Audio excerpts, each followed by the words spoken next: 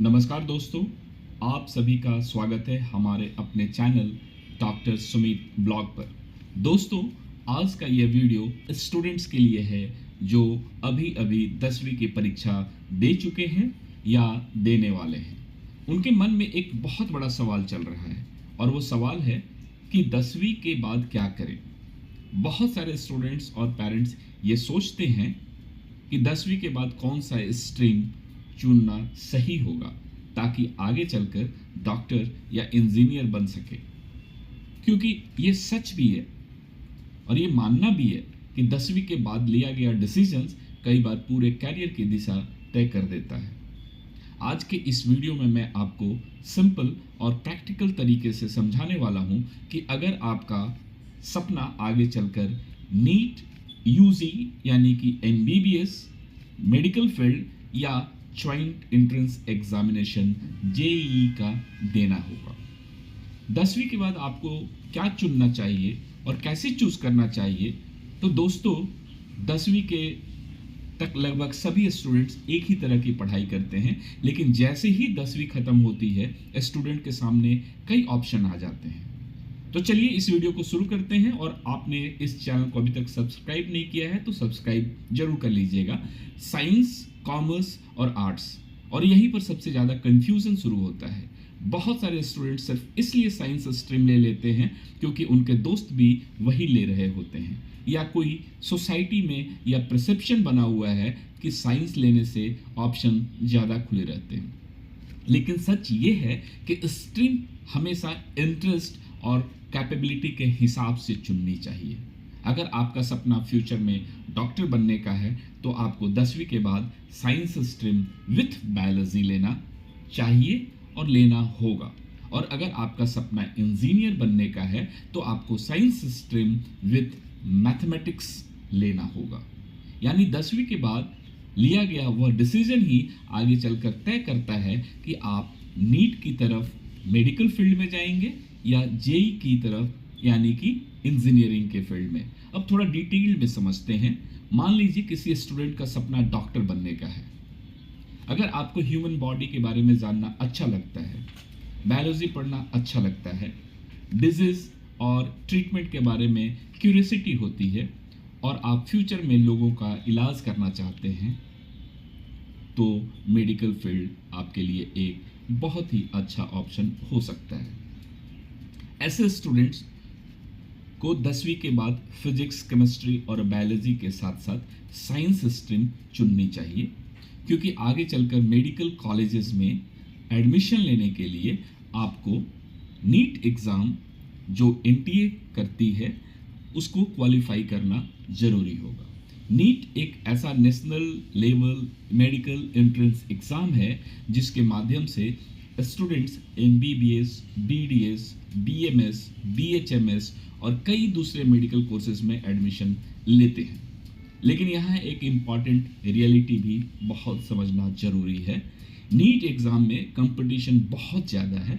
हर साल लगभग 20 लाख से 24 लाख स्टूडेंट यहाँ एग्ज़ाम देते हैं। इसलिए अगर आपका सपना डॉक्टर बनने का है तो आपको 11वीं से ही सीरियसली प्रिपरेशन शुरू करनी होगी।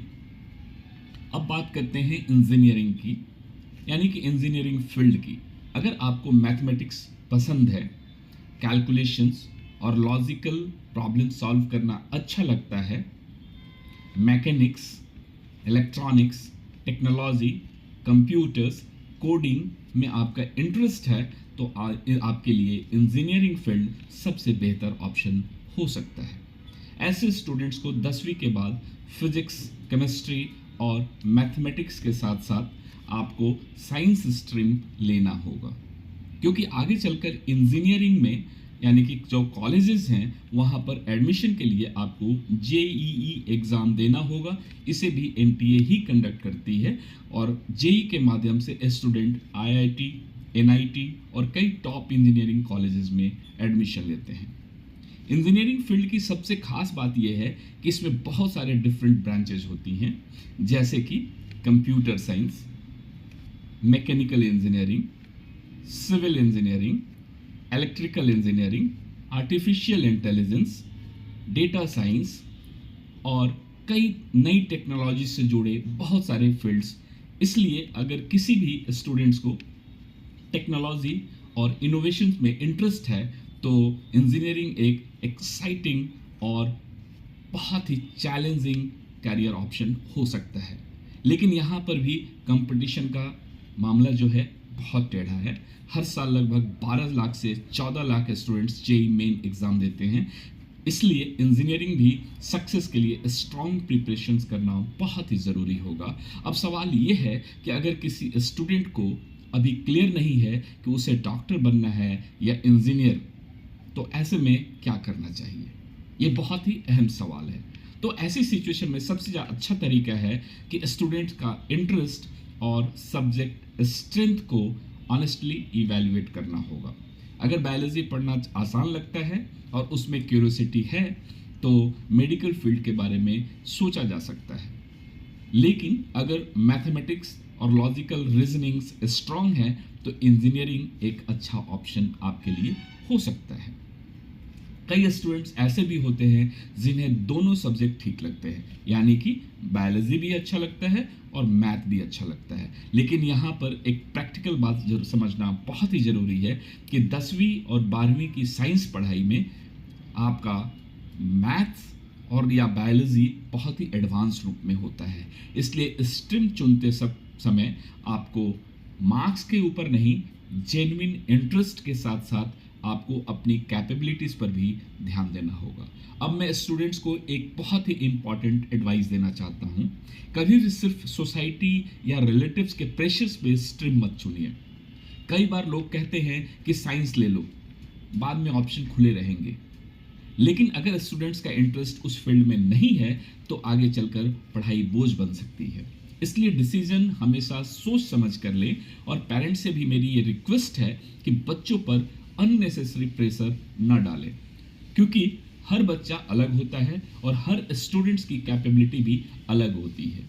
अगर सही फील्ड चुनी जाए तो स्टूडेंट्स अपने फुल पोटेंशियल के साथ आगे बढ़ सकता है और अपने लाइफ में सक्सेस और सेटल्ड हो सकता है। आप वही काम करें जिसमें आपका इंटरेस्ट हो और जिसमें आप लगातार मेहनत कर सकते हैं। चाहे आप मेडिकल फील्ड चुनें या इंजीनियरिंग फील्ड, दोनों में हार्ड वर्क, डिसिप्लिन और लेबर, कंसिस्टेंसी बहुत ज़रूरी है।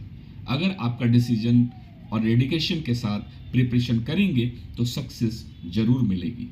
और अगर आप अभी 10वीं में हैं और ये समय आपके लिए फाउंडेशन बनाने का है तो फिज़िक्स, केमिस्ट्री, बायोलॉजी और मैथमेटिक्स कॉन्सेप्ट को स्ट्रॉन्ग बनाइए, क्योंकि यही सब्जेक्ट आगे चलकर कॉम्पिटिटिव एग्जाम्स में काम आने वाले हैं। दोस्तों, अगर यह वीडियो आपको यूज़फुल लगा हो तो वीडियो को लाइक ज़रूर कीजिएगा, चैनल को सब्सक्राइब कीजिएगा और इस तरह की वीडियो को अपने दोस्तों के साथ ज़रूर शेयर कीजिएगा, जिससे कि आने वाले वक्त में अपना कैरियर सेट करते वक्त उन्हें कोई कन्फ्यूज़न ना हो। इस चैनल पर regularly NEET, medicals, educations, counsellings, JEE updates और कैरियर के गाइडेंस से जुड़ी सारी इम्पॉर्टेंट जानकारी आपको हर समय मिलती रहती है। तो ये चैनल को लाइक और सब्सक्राइब जरूर कीजिएगा। मिलते हैं अगले इंफॉर्मेटिव वीडियो के साथ बहुत जल्द। धन्यवाद।